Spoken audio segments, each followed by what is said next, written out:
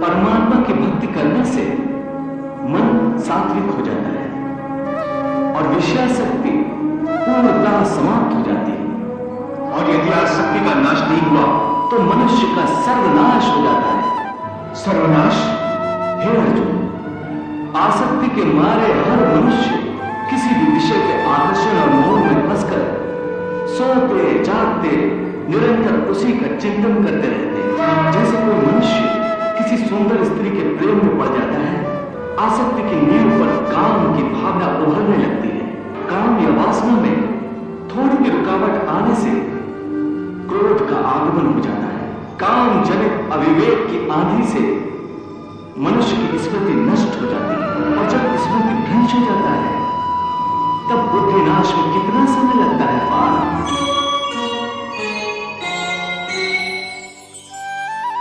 हे मनुष्य, तुम कहते हो कि सर्वव्यापी परमात्मा की शरण में आ, परंतु उस परमात्मा का स्वरूप क्या है?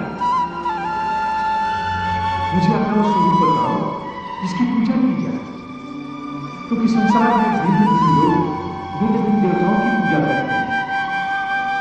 क्या वो पाप है?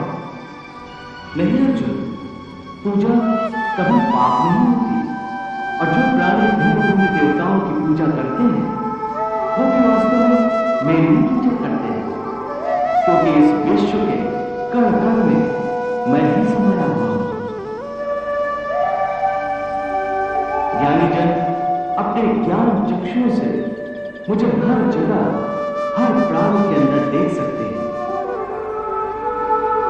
एक विद्वान ब्राह्मण में भी मैं हूं, तो एक चांडाल के अंदर भी मैं हूं, गौ में भी मैं हूं, तो एक कुत्ते में भी मैं हूं,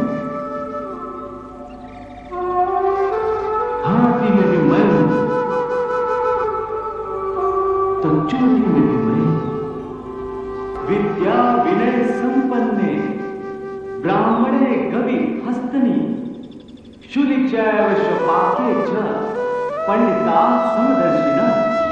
हे पार्थ, इसीलिए अपनी अपनी श्रद्धा के अनुसार प्राणी जिस जिस रूप में भी मेरी पूजा करते हैं वो मेरी ही पूजा करते हैं।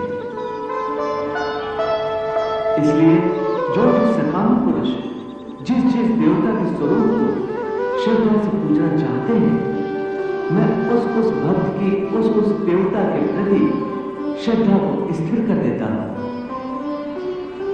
यो यो याम याम तनु भक्ता श्रद्धार्चितुमिच्छति तस्य तस्याचलां श्रद्धां तामेव विदधाम्यहम्। इस प्रकार बहुत से जन्मों के पश्चात उसे जब ये ज्ञान हो जाता है कि इस सारी सृष्टि में मुझ वासुदेव के सिवाय और कुछ नहीं है, तो ऐसा ज्ञानी महात्मा अंततः मुझे ही प्राप्त होता है। परंतु हे अर्जुन, ऐसा महात्मा अति दुर्लभ है। कलयुग में मनुष्य की विचारधारा इससे भी गिरी हुई होगी। मनुष्य दूसरों के दुख में अपना सुख ढूंढेगा, अपने परिवार का पेट पालने के लिए दूसरों की हत्या करने में भी उसे कोई ग्लानि, कोई पश्चाताप नहीं होगा। दूसरों के रक्त में सड़ी हुई रोटी उस स्वयं भी खाएगा और अपनी संतान को भी खिलाएगा। स्थित प्रति महापुरुष सुख दुख प्रत्येक अवस्था में आत्मिक शांति प्राप्त कर लेता है। परम आनंद में लीन होने से ऐसे मनुष्य को दुख और सुख कभी विचलित नहीं करते। ऐसे स्थित प्रति मनुष्य का मन उस दिए की भांति होता है जिसकी लौ स्थिर होती है, कभी डोलती नहीं। मेरा अंतिम उपदेश बस इतना ही है कि अब तक जो मैंने तुम्हें ज्ञान, कर्म अथवा योग आदि की शिक्षा दी है सब भूल जाओ और समस्त धर्म को भुलाकर केवल मेरे शरण में इस प्रकार आओ जैसे कांटों से लहू लुहान और कीचड़ से लथपथ एक बालक